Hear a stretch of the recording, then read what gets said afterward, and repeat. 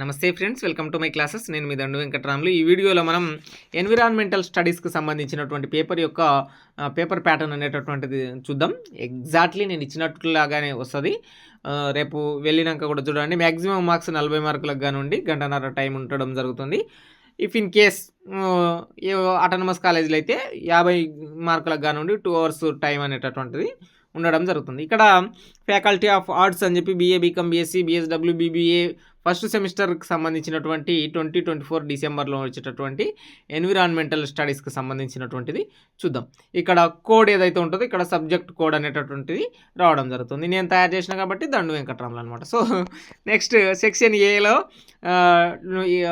Answer all questions అని చెప్పి ఉండడం జరుగుతుంది.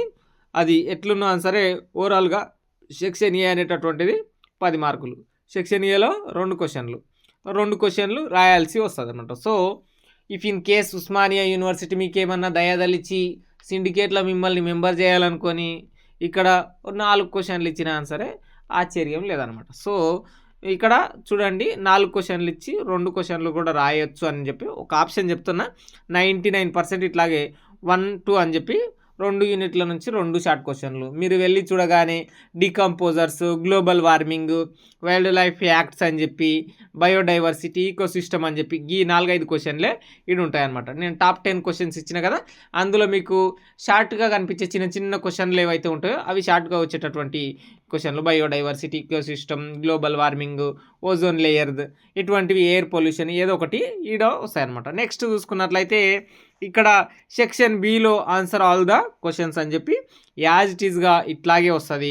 ఇప్పుడు 100కు 100% ఈ విధంగా ఉండి 3కు 4 క్వశ్చన్స్ అని చెప్పి, ఆర్ అక్కడ 4 ఇస్తే 5, 6 అని చెప్పి ఉండి 6 ఆప్షన్తో ఉండి మళ్ళీ చాయిస్ బేస్డ్గా ఉండడం జరుగుతుంది. AB అనేటటువంటిది యూనిట్ నెంబర్ 1 మరియు 4th సంబంధించినటువంటిది యూనిట్ నెంబర్ 2.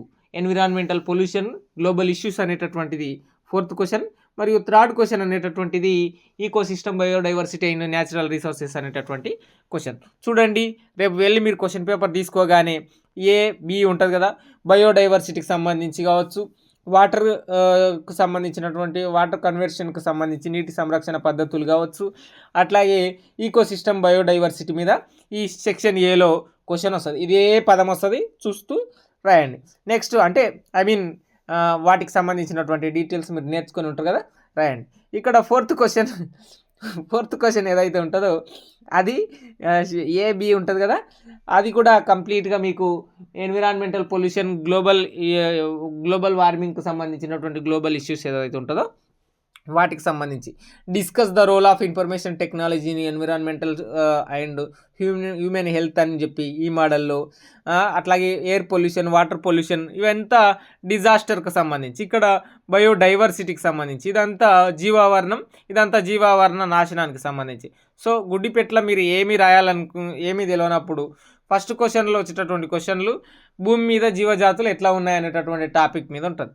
భూమి మీద జీవజాతులు ఎట్లా నాశనం అవుతున్నాయి అనే టాపిక్ ఉంటుంది. సో సెక్షన్ బిలో ఉండేటటువంటి 4th క్వశ్చన్ని నష్టాలు, ఓకే మనిషి పర్యావరణాన్ని నాశనం చేస్తున్నాడు, అది వాటర్ ఇస్తాడా ఏది ఇస్తాడా క్వశ్చన్ ఎట్లన్నా ఉండాలి. దానికి నష్టాలు, మనిషి ఫ్యాక్టరీలను పెడుతున్నాడు, అధికమైనటువంటి విద్యుత్ వాడుతున్నాడు, నేచురల్ రిసోర్సెస్ని వాడేస్తున్నాడు, అన్నీ ఇప్పుడే అయిపోగొడుతున్నాడు, నెక్స్ట్ తరానికి అందించలేడు అని చెప్పి ఈ విధంగా మీరు సొంత మాటల్లో కూడా రాయొచ్చు అనమాట. ఇది సెక్షన్ B మరియు సెక్షన్ ఏగా ఉన్నటువంటి ఎన్విరాన్మెంటల్ స్టడీస్కి సంబంధించినటువంటి మార్క్ పేపర్ అనమాట. సో ఐ హోప్ మీ అందరికీ నేను ఆల్రెడీ చేసినటువంటి ఆన్సర్స్ ఎక్స్ప్లెనేషన్ వీడియో చూసే ఉంటారు.